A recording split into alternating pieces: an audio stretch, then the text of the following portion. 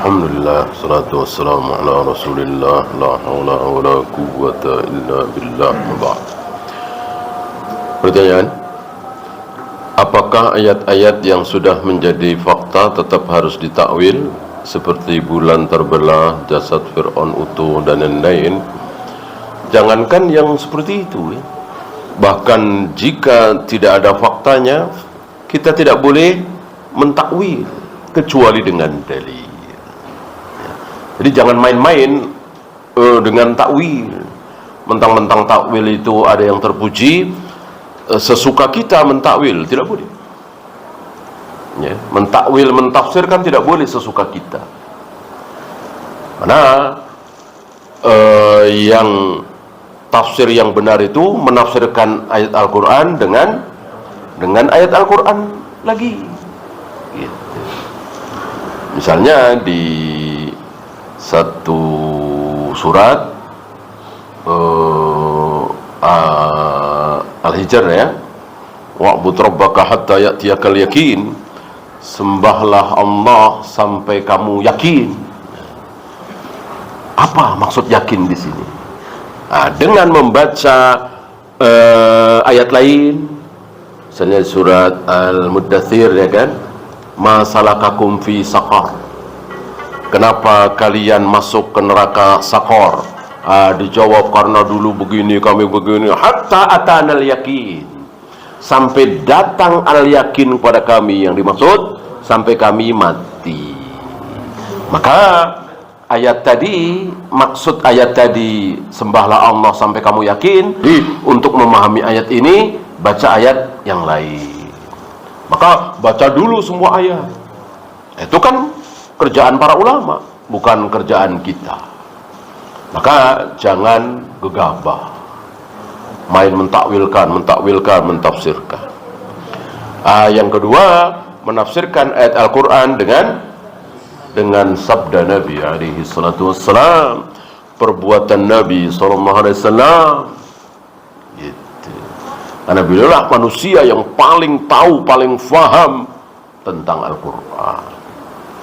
Yang ketiga, menafsirkan, memahami ayat Al-Quran dengan pemahaman para sahabat.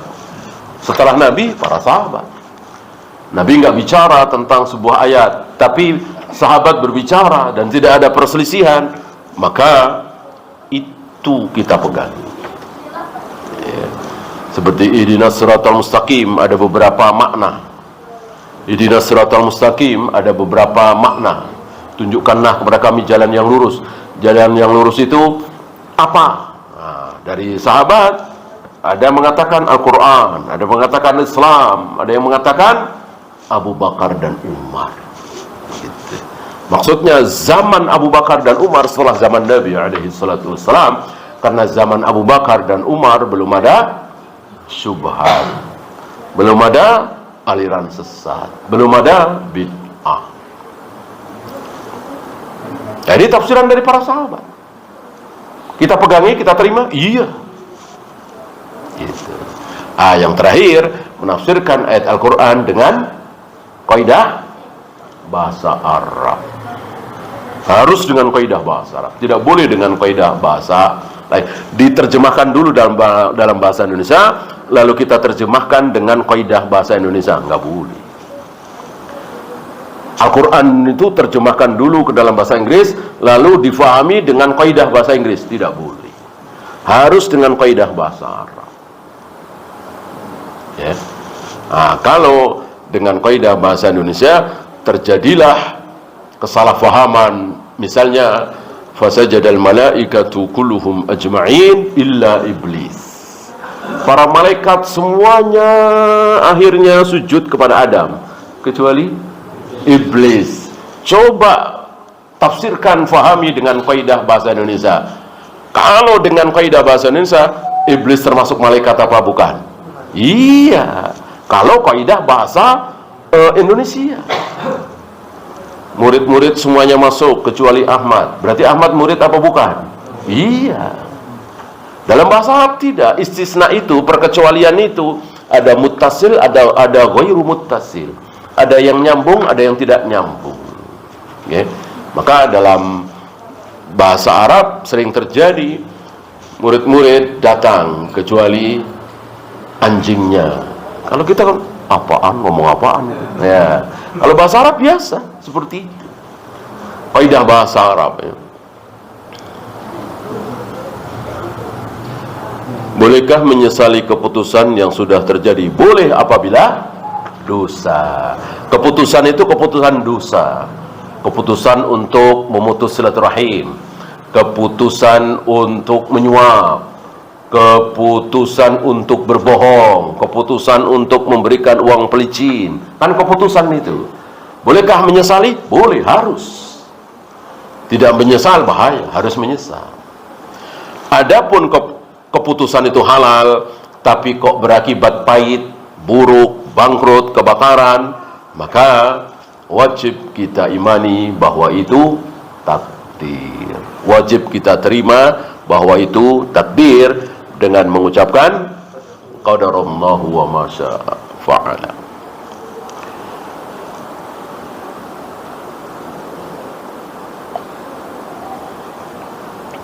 Apakah memberikan jabatan kepada orang yang meminta hukumnya haram? Iya, kan dilarang.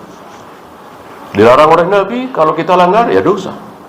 Jangan kalian berikan jabatan kepada orang yang meminta.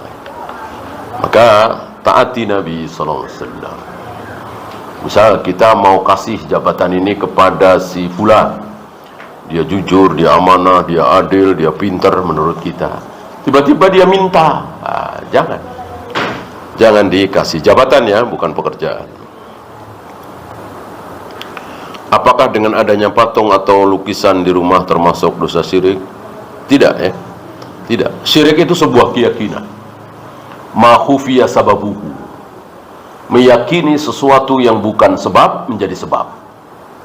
Gara-gara lukisan ini, gara-gara patung ini, gara-gara rumah saya menghadap ke sebelah sini, gara-gara sementara tidak ada hubungannya dengan nasib, kebakaran, bangkrut, diyakini itu sebagai asbab, maka itu syirik.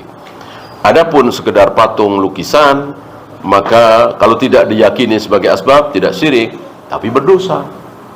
Malaikat tidak akan masuk kalau patungnya atau lukisannya berupa manusia dan hewan. Adapun pemandangan, motor, mobil, boleh.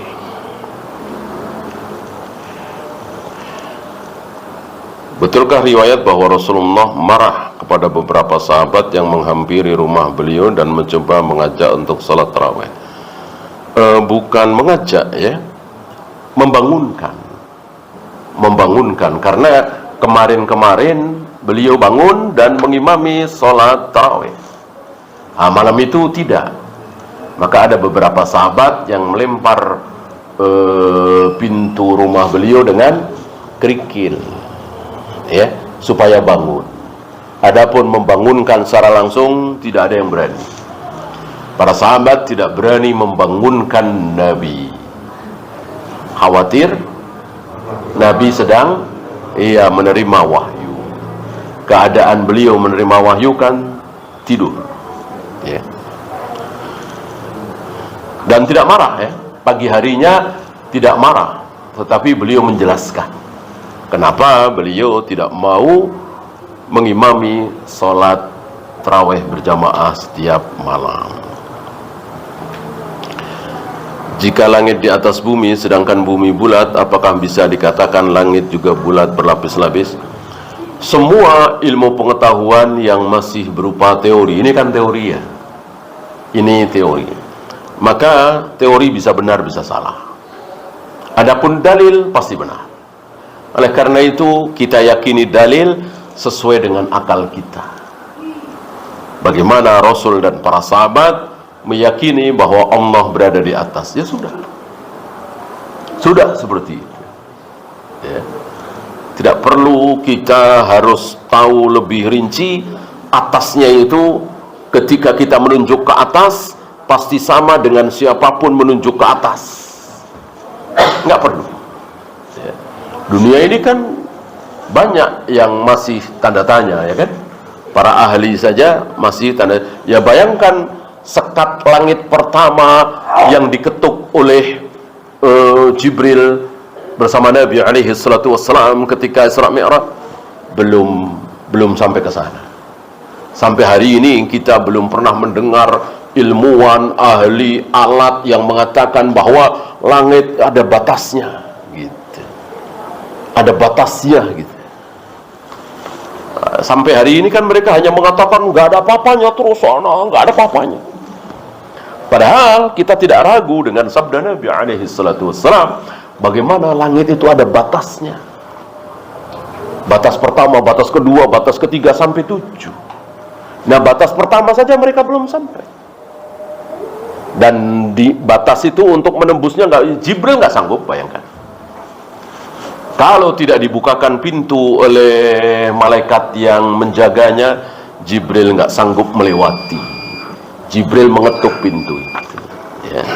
Maka kita imani apa adanya, yang kita tidak tahu, wallahu a'lam. Ya, itu saja. Subhanakallahumma bihamdika asyhadu an la ilaha illa anta astaghfiruka wa atubu ilaik. Assalamualaikum warahmatullahi wabarakatuh.